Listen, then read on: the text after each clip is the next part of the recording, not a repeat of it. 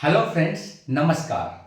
जैसा कि हम लोग जानते हैं, इलेक्शन जब भी आती है, केंद्र सरकार या राज्य सरकार दोनों वैकेंसी का धमाका लेकर आते हैं।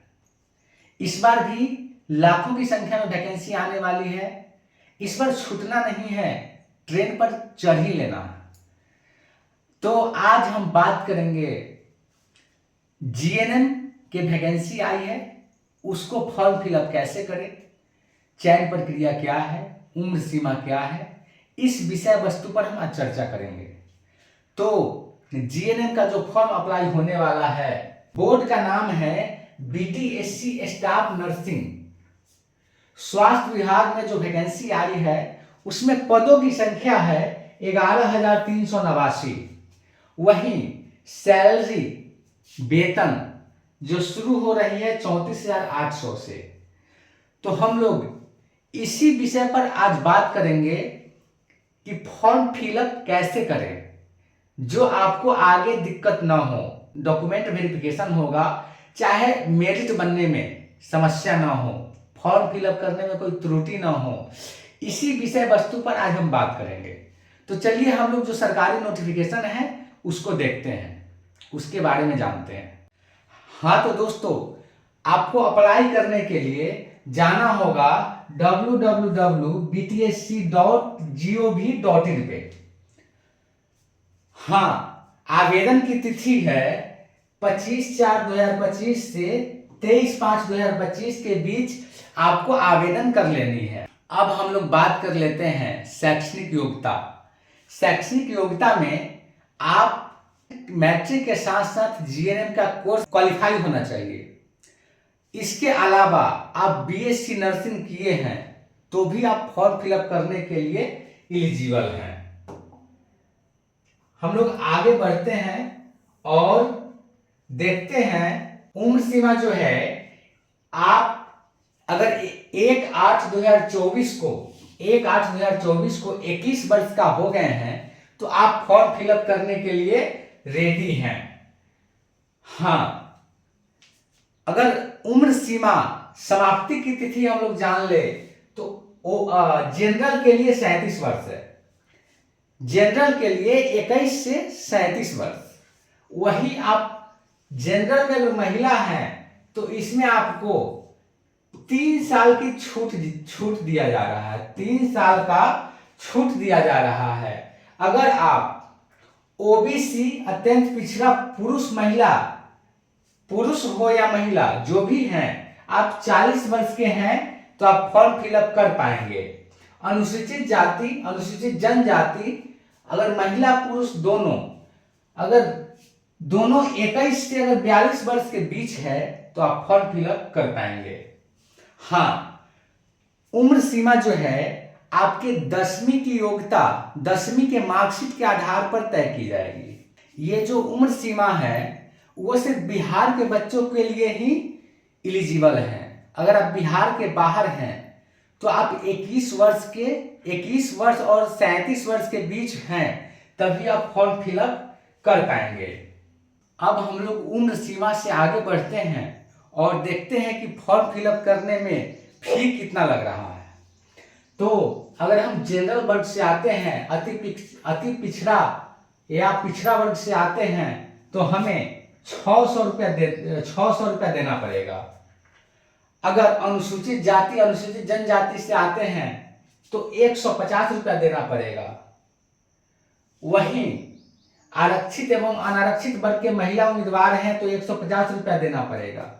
और ध्यान रखिएगा, अगर आप बिहार से नहीं हैं तो आप जनरल कैटेगरी में आएंगे और जनरल कैटेगरी का फी आपको देना पड़ेगा। फॉर्म फिलअप हो जाएगा, उसके बाद जो चयन प्रक्रिया है उसमें हमें क्या करना पड़ेगा। चयन प्रक्रिया में आपको रिटन एग्जाम देना पड़ेगा। रिटन एग्जाम जो होगा 100 प्रश्नों का होगा। और दीजिएगा, लिखित प्रतियोगिता परीक्षा सीबीटी के द्वारा लिया जाएगा जो 75 अंक का होगा। 100 प्रश्न होंगे लेकिन 75 नंबर के। वहीं आपको प्रैक्टिकल देना पड़ेगा 25 नंबर के। दोनों मिला के 100 नंबर का एग्जाम होगा। हाँ, इतना ध्यान देने की जरूरत है, इसमें निगेटिव मार्किंग भी है। जैसे एक प्रश्न आपको 1 नंबर का हुआ तो निगेटिव मार्किंग में 0.25 मार्क्स कटेंगे। निगेटिव मार्किंग में 0.25 मार्क्स कटेंगे। हम लोग बात कर लेते हैं कि जो परीक्षा में प्रश्न आएंगे वो अंग्रेजी और हिंदी दोनों माध्यम में पूछे जाएंगे, तो इस बात का आपको ज्यादा ध्यान रखना है। और प्रश्न जो पूछे जाएंगे उसमें आपको जीएनएम में जो आप पढ़े हैं, बीएससी नर्सिंग में जो पढ़ाया गया है, उसी के अनुसार उसी के बेस्ड क्वेश्चन होगा। तो आप ध्यान पूर्वक अपने सिलेबस को पढ़ें, इसी में से प्रश्न पूछे जाएंगे। और जो मेरिट लिस्ट आपका बनेगा वो नॉर्मलाइजेशन के आधार पे बनाया जाएगा। कहीं काम करे होंगे उसका अनुभव इसमें चाहिए। मेडिकल कॉलेज के प्रिंसिपल या गैजेटेड ऑफिसर का लेटर हेड पे आपका एक्सपीरियंस होना चाहिए। इन सारी बातों को ध्यान रखेंगे।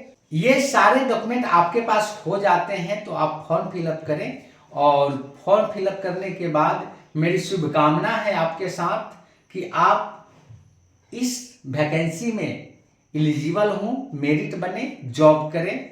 आइए आगे हम बात करते हैं। जो डॉक्यूमेंट है फिर से एक बार हम लोग देख लेते हैं। तो डॉक्यूमेंट में मैट्रिकुलेशन प्रमाण पत्र हमको चाहिए।